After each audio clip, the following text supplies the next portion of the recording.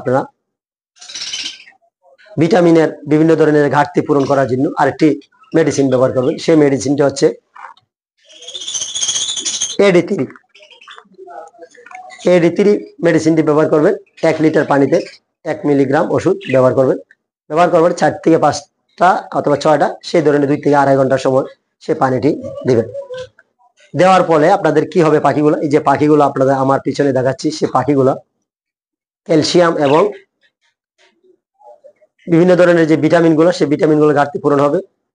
ডিম পাড়ার জন্য সে ওষুধগুলা ব্যবহার করবেন। সেটি হচ্ছে, আমরা অনেকেই প্রশ্ন করেন, ভাই AD3 আর ইসেল তো একই না।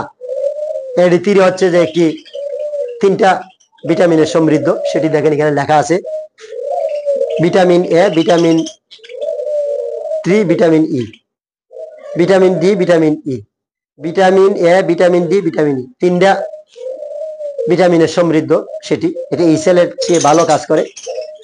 ডিম পাড়ার জন্য, ডিম তাদের পেটে প্রয়োজন করার জন্য ডিমের